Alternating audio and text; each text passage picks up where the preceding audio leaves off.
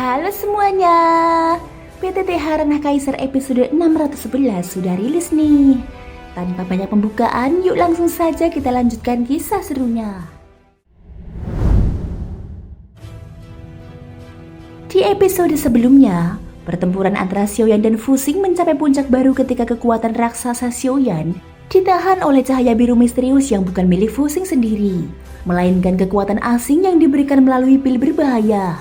Cahaya itu membuat Fu Xing, bahkan bersama para raja roh lainnya, mampu menantang Xiaoyan dan memaksa dirinya ke titik terdesak. Namun, kekuatan biru tersebut bukanlah tanpa batas. Semakin lama digunakan, semakin melemah. Menyadari itu, Fu Xing mengerahkan semua raja roh untuk menyatukan kekuatan mereka demi menghabisi Xiaoyan. Di sisi lain, para senior Xiaoyan berusaha menolong, tetapi terhalang oleh hukum ruang dari kabut biru yang membuat mereka tidak dapat menembus ke inti pertempuran. Di tengah hiruk-pikuk pertempuran, tatapan Xiaoyan menyapu medan luas yang berguncang oleh benturan kekuatan. Dari balik kabut biru yang berputar bagai samudera liar, dia menyadari bahwa seluruh raja roh telah berkumpul.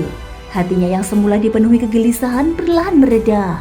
Dia meyakinkan dirinya bahwa para senior yang selama ini ia hormati tidak akan mudah jatuh dalam bahaya besar. Meski para raja roh menelan pil aneh yang memunculkan kekuatan amat mengerikan, waktu singkat tidaklah cukup untuk menaklukkan para kakaknya. Sejak pertemuan awal hingga saat ini, Xiaoyan dapat merasakan dengan jelas perubahan yang terjadi pada diri mereka. Sorot mata yang dahulu biasa saja, kini memancarkan tekad dan semangat berbeda. Seakan mereka telah kembali pada kejayaan masa lampau. Ia pun memahami bahwa ingatan masa lalu mereka telah pulih. Sang ratu pernah menyinggung bahwa mereka pada masa lalu adalah murid yang mulia Susang. Maka, orang-orang yang pernah diakui oleh tokoh seagung itu tentu mustahil hanya memiliki kekuatan yang lemah. Namun, justru ketika kesembilan raja roh itu bersatu padu dan menaruh niat untuk menghabisi dirinya, hati Xiaoyan semakin tenang.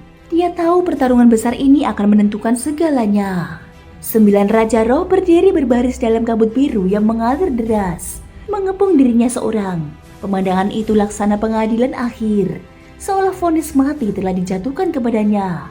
Langkah Fu Xing terdengar jelas, bergaung di antara kabut. Dengan kedua tangan di belakang punggung, dia melangkah maju, dan senyum bengis penuh kesombongan perlahan terbit di wajahnya. Semua orang, kita harus bergabung. Jangan biarkan waktu terbuang percuma. Jika berlarut, keadaan bisa berubah kapan saja. Yang terbaik adalah kita menghabisinya di sini dan sekarang. Begitu suara Fu Xing bergema, kesembilan raja roh serentak mengangkat tangan. Dari tubuh mereka mengalir gelombang energi dahsyat yang bersatu di udara. Langit pun berguncang, kabut bergetar, hingga perlahan terbuka sebuah celah hitam kebiruan di angkasa. Retakan itu kian melebar, menyerupai mata raksasa seekor binatang buas yang baru saja terbangun dari tidur panjangnya. Dari celah itu, cahaya biru pekat menyembur keluar, memancarkan aura kehancuran yang membuat ruang sekeliling bergetar. Bagi yang menyaksikan, seakan dunia hendak runtuh. Xiaoyan mengamati dengan seksama, meskipun bahaya itu begitu menekan, dia menyadari bahwa serangan ini belum sebanding dengan kekuatan 3 ahli tingkat kelima yang pernah ia hadapi. Kendati demikian, dia sama sekali tidak berani meremehkan. Sinar biru itu mengandung kekuatan misterius. Seakan setiap helai cahaya membawa kutukan penghancuran. Dia yakin sekali saja serangan itu bertahan, para raja roh akan kehilangan tenaga mereka. Ketika celah itu terbuka sepenuhnya, sebuah mutiara biru pucat melesat keluar. Cahaya yang dipancarkannya menyilaukan mata, dan dalam sekejap berubah menjadi sinar lurus sebagai tombak surgawi, menembus ruang menuju tubuh Xiaoyan. Mata Xiaoyan tidak goyah. Dalam hatinya dia berbisik bahwa semakin besar rasa takut, semakin mustahil kemenangan diraih. Keyakinan terhadap kekuatan diri adalah tiang utama yang menopang segalanya. Sinar penghancur itu melahap dirinya bulat-bulat. Para raja roh menatap dengan ketegangan, kemudian berlahan tersenyum dingin. Dalam pandangan mereka, tidak ada seorang pun di dunia ini yang mampu bertahan dari serangan semacam itu. Kebencian mereka terhadap Xiaoyan amat dalam, sebab dalam ingatan kabur mereka, tak terhitung berapa kali mereka mati di tangan Susang. Bahkan reinkarnasinya pun pernah membunuhnya. Hal itu tidak lagi penting. Kini mereka yakin bahwa Xiaoyan tidak akan selamat. Namun, dugaan itu ternyata salah. Di dalam sinar mematikan itu, tubuh Xiaoyan tidak hancur. Justru sebaliknya, Tubuhnya bersinar keemasan. Dari titik di antara kedua alisnya, tanda takdir berkilau gemilang yang menyatukan kekuatan avatar Yuan Shen serta avatar Jinjan, lalu memunculkan bintang kembar yang berkilau di dalam matanya. Dari sinilah lahir kekuatan simbiosis yang amat menakutkan. Dalam sekejap, Xiaoyan meminjam daya hidup tak bertepi dari leluhur Simo, membuat tubuhnya dipenuhi vitalitas tanpa batas. Dengan cara paling mendominasi, dia melawan serangan para Raja Roh. Melalui kemampuan avatar Jinjan, dia menelan sinar pemusnah itu, menyerap kekuatan bintang biru yang mestinya menghancurkan. Pemandangan itu sungguh tak terbayangkan oleh kesembilan Raja Roh. Bahkan ketika sinar cahaya itu terus-menerus menghantam, bayangan Xiaoyan tetap tegak di dalamnya. Tak goyah, tak hancur.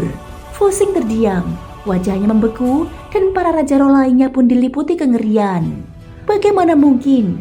Apakah kekuatan sebesar ini pun tidak mampu membunuhnya? Ketakutan merayap di hati mereka. Mereka sadar, jika kali ini gagal, maka takdir mereka adalah kematian.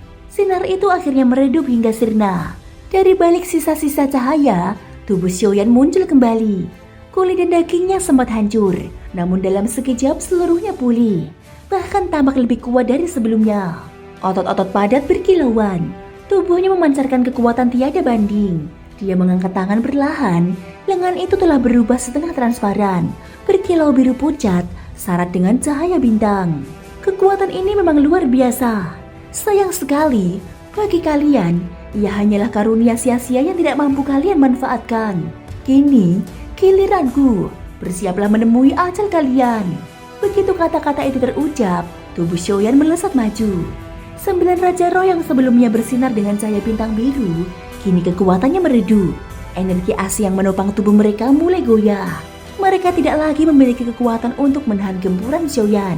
Tinju demi tinju menghujam, sederhana tanpa hiasan. Namun setiap pukulan mengandung kekuatan mutlak. Tidak seorang pun sanggup menahan.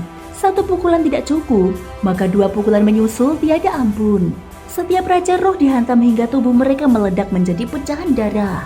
Bahkan Tianxun dan Ning Yao yang pernah membanggakan keahlian racun tidak memiliki kesempatan sedikit pun. Racun yang hendak mereka sebarkan tak sempat keluar. Tubuh mereka sudah meledak menjadi kabut merah. Di luar kabut biru, para senior Xiaoyan berusaha menembus ruang asing yang menutup medan pertempuran. Namun sebelum mereka berhasil, tubuh Fusing yang berusaha melarikan diri tiba-tiba menerobos keluar. Sekejap kemudian, cahaya biru memancar dan kabut yang menutupi medan pertempuran lenyap.